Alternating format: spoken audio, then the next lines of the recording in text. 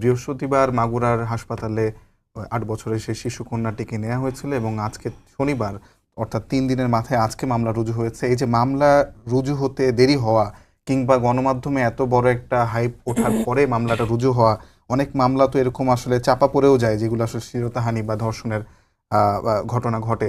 এইগুলোর পিছনে আসলে কারণ কি? এটা তো এই সরকারের আমলের ট্রেন্ড শুধু না, এর আগেও এরকম ঘটেছে। এটা কি আসলে সামাজিক একটা পরিবর্তনের প্রয়োজন, নাকি আসলে এই সরকারই অনেকটা, যেমনটি আপা বলছিলেন যে সরকারের দায়বদ্ধতার অভাব রয়েছে? শুনুন, আপনি যদি খুব ভেতর থেকে ধরেন তাহলে সামাজিক কারণ এটা। এখন সমাজ যদি ভালোই হয়ে যেত তাহলে তো পুলিশ উকিল কিছুই লাগে না, সবাই তো যার যার মধ্যে ভালো থাকবে, দুনিয়াটা শান্তিতে ভরপুর হয়ে যাবে। তা কি হয়? না, হয় না। কাজে সেখানে মূল জিনিসটা হলো অন্যায় লোকে করবে এবং সেই অন্যায়ের আপনি যদি সাজা দিতে পারেন, শাস্তি দিতে পারেন, সে দ্বিতীয়বার অন্যায় করতে ভয় পাবে। এই তো নিয়মটা। এখন এই যে আমরা বলছি যে মব বলছি আমরা, না শাস্তি হচ্ছে কোনোটা। আমি একটা লোকের এক্সাম্পল দিই আপনাকে।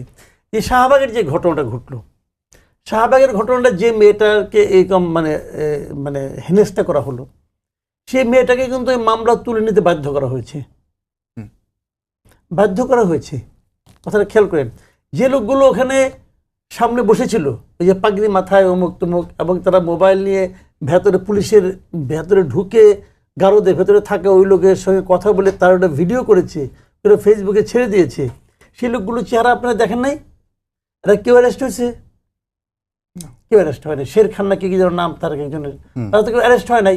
তাহলে ওনারা আগামীকালকে তো আবার আসবেন। আচ্ছা ঠিক আছে, গুলশানে যে ঘটনাটা ঘটলো, আমি খালি এটা বলছি না, আমি পুরো আইন শৃঙ্খলা নিয়ে বলছি। গুলশানে যে ঘটনাটা ঘটলো, বাড়ির ভেতরে লোকজন আছে, সখানেক লোক অথবা 50-60 জন লোক ভেঙে ভেতরে ঢুকলো। যদি ওখানে 100 জন লোক থাকে, আমি একেবারে নিশ্চিত আপনি 100 জনকেই পেয়ে যাবেন যদি বিভিন্ন টেলিভিশনের ফুটেজগুলি আপনি চেক করেন। সবগুলো টেলিভিশন ওটা কিন্তু লাইভ প্রচার করেছে। 3 জনকে তারা দায়ী করছে। এটা নিয়ে আবার আপনার প্রধান উপদেষ্টা প্রেস বিশেষ মানে বাহাদুরি করে দেখালো 3 জনকে মারা ধরা হয়েছে।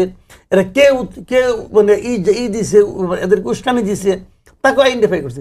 আরে ভাই, উস্কানি তো দিতেই পারে, ওকে আপনি ধরেন, আমার কোনো আপত্তি নাই। এই উস্কানিতে যারা নাকি উত্তেজিত হয়ে হামলাটা করলো তাদেরকে ধরছেন।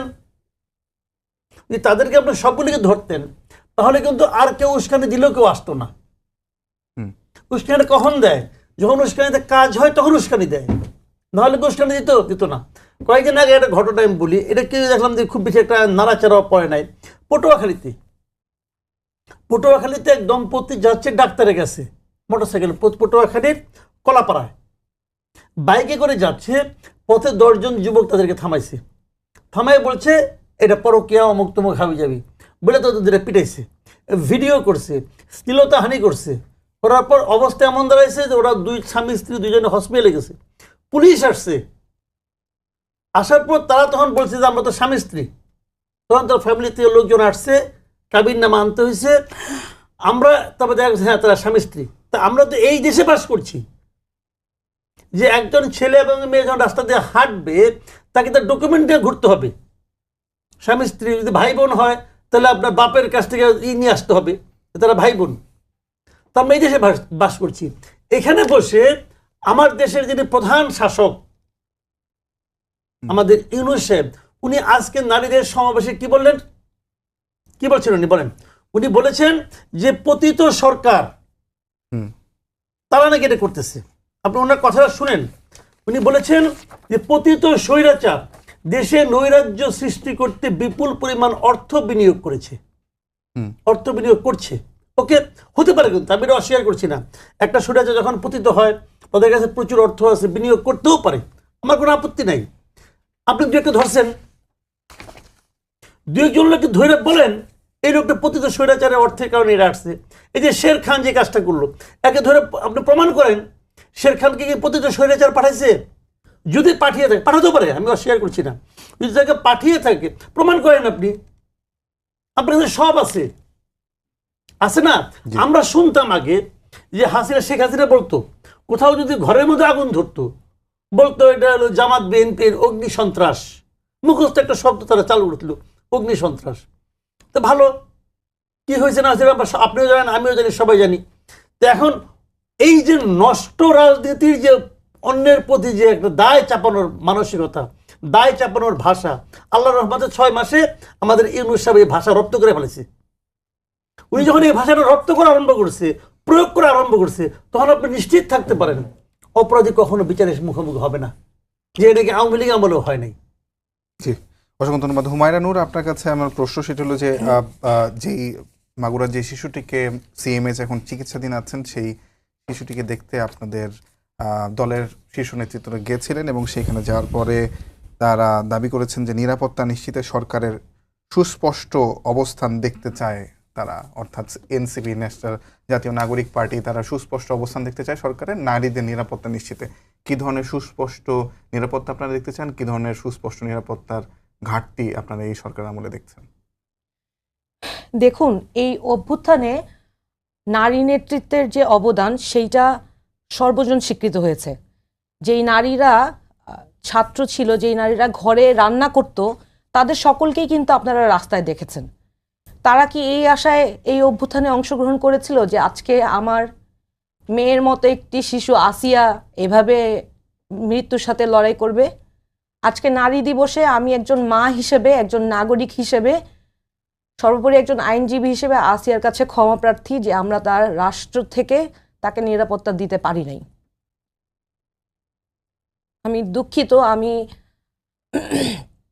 আসিয়ার ঘটনাটা দেখার পর থেকে বা তারও আগে থেকে যে রাষ্ট্রের যেই বিচার ব্যবস্থা বা আইন শৃঙ্খলার যে ব্যবস্থা দেখতে পাচ্ছি, তাতে আমরা আসলে বুঝতে পারছি যে দেশ এখন খুবই একটা সংকটাপূর্ণ পরিস্থিতি মধ্যে দিয়ে যাচ্ছে।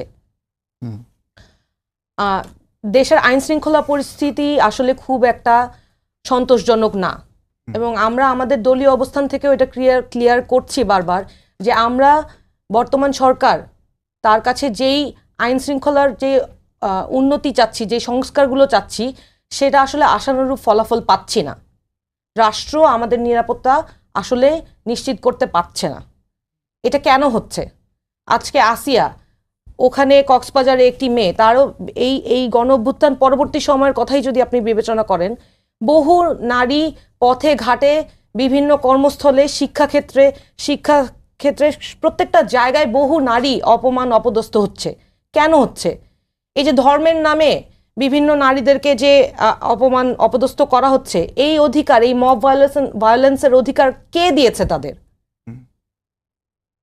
যারা করছে তারা তো দাবি করছে তারা অভ্যুত্থানের পক্ষের শক্তি, তারা অভ্যুত্থানের পক্ষের অভ্যুত্থানের ধ্যান ধারণা যদি চিন্তা চেতনা সত্যি নিজের মধ্যে ধারণ করত, তাহলে তারা নারীর প্রতি সম্মান দেখানোর যথেষ্ট সম্মান দেখানোর মতো তাদের সেই সামর্থ্য থাকতো, তারা নারীকে অপমান করতো না।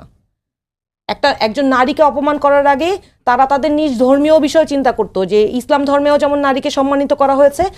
বিবি খাদিজা রাদিয়াল্লাহু আনহা ছিলেন সেই মানুষ যিনি রাসূলুল্লাহ সাল্লাল্লাহু আলাইহি ওয়াসাল্লামকে ধর্ম প্রচার করার জন্য আর্থিক, মানসিক সব রকম সহায়তা দিয়েছে।